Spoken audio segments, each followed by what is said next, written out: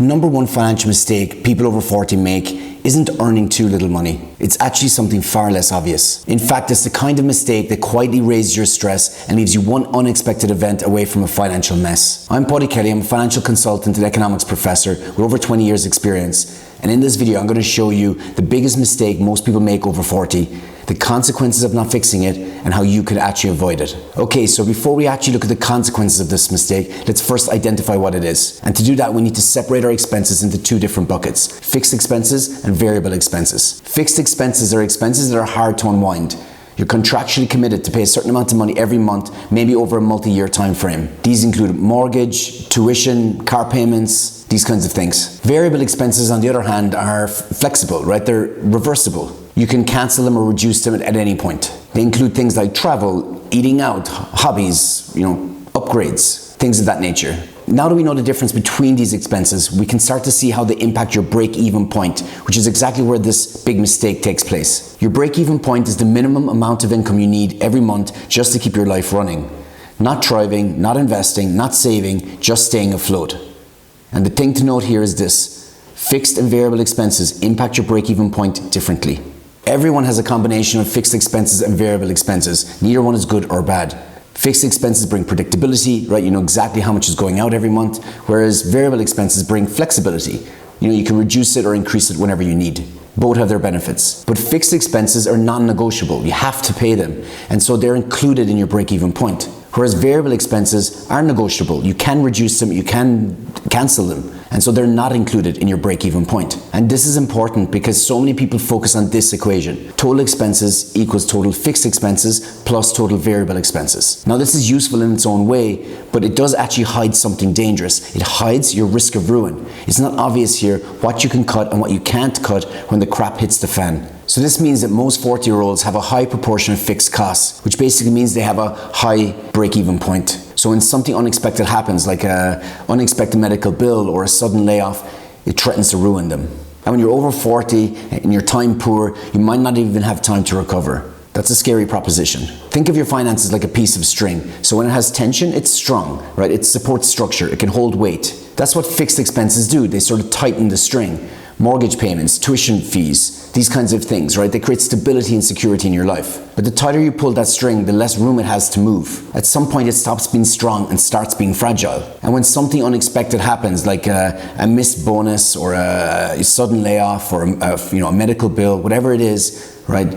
It snaps. On the other hand, variable expenses are like the slack in the system. They don't make the string stronger. Instead, they sort of give you room to breathe, right? Room to absorb shocks. Too much slack is also a problem. A completely loose string doesn't support anything. So the goal isn't zero tension. It's enough tension for security with enough slack to survive disruption. You're looking for flexibility, not fragility. But when your break-even point gets too high, when that string gets too tight, it might look strong, but until it isn't. Let's look at a quick example to illustrate this. Imagine two people, both earning $10,000 a month. Person A has high fixed costs. So let's take a look. They've got $5,000 in a mortgage payment, $1,500 in a car payment, and $1,000 in a private school tuition payment. They also have $500 recurring subscriptions, so their total fixed cost is $8,000. On the variable side, they have $2,000 a month, which include dining out, travel, hobbies. So their total fixed cost is $8,000, so their break-even number is $8,000. This means that if they ever earned less than that, even temporarily, stress sets in immediately. If they lose a client or miss a bonus, whatever the disruption, the income drop hits hard. The string is tight, no slack, no room for error. But let's look at person B. Person B has lower fixed costs. So here they are: $2,500 in a mortgage payment, $500 in a car payment, $500 in a school payment, $500 in the subscriptions. And so their fixed total cost comes to $4,000 a month. Their variable costs are $6,000 a month. Their total fixed costs are $4,000, so their break-even number is $4,000. If they experience a temporary drop in income, they can cut discretionary spending, skip travel, reduce dining out, pause hobbies, and survive without too much stress. The string has slack. Tension exists, but it's not dangerously tight. The key here is that both can have a nice life today. Both earn the same amount of money and they can spend approximately the same amount of money every month.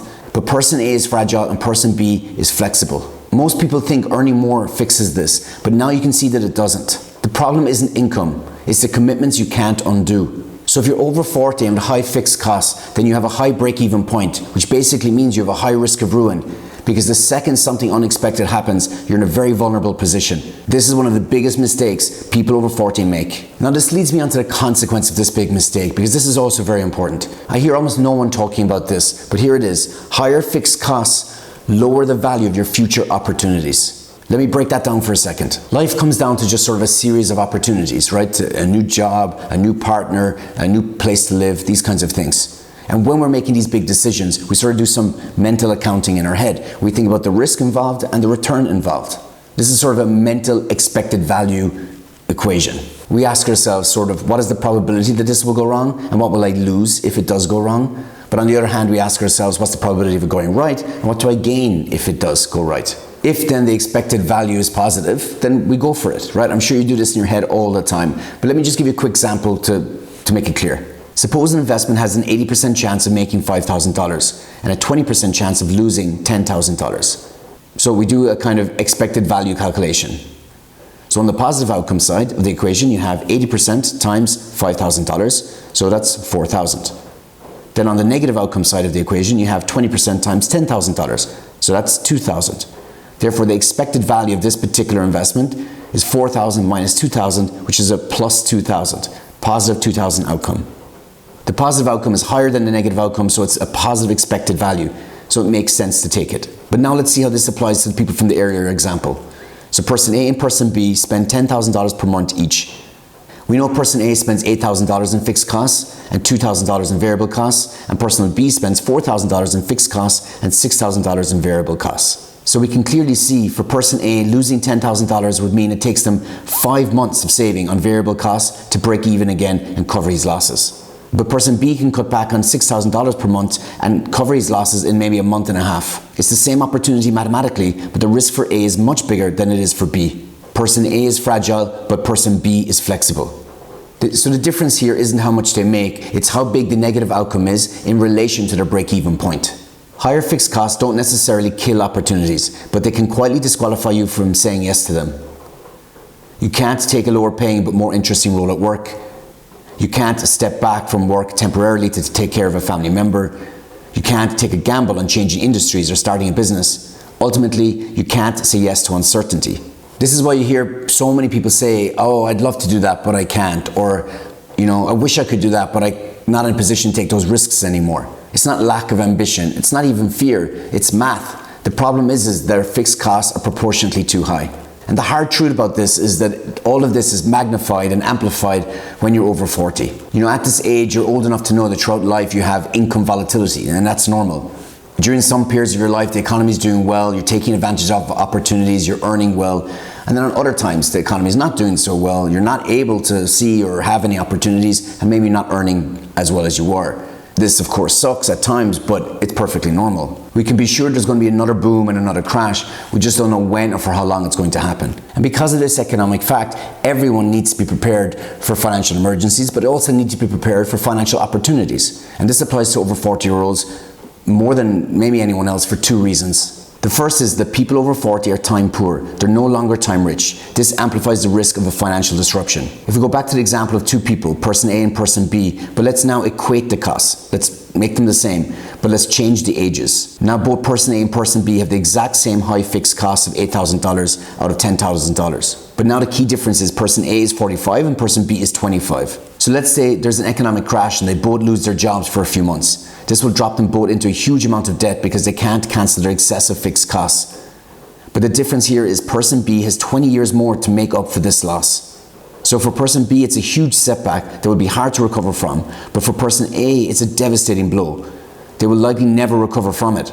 They just don't have the remaining years to catch up. It's too late in the race. Now the second is that this gets worse when you're older because you have more responsibilities. And so when you have a financial impact in your life, it hits your life in many domains. Your family, your reputation, your work, your community. This is why people over 40, despite earning more than ever, are still trapped, are still vulnerable. In this case, fixed expenses turn normal income fluctuations into life-level stress, into existential crisis. The very expenses that were supposed to create security in your life, if they make up too much of your total costs, can be the very thing that reduces your security. This is why the number one mistake people over 40 make is having too many fixed costs. So look, remember that having fixed costs in themselves is not that bad. They serve a purpose. The issue is the imbalance. As total fixed costs equals your break-even point, you're taking on a lot of risk when you increase your fixed costs. So as you're over 40, you can't really take on this risk. So I highly recommend that you look over your finances, double check your levels of fixed versus variable costs, and make sure you're not making this sort of unspoken but highly consequential mistake.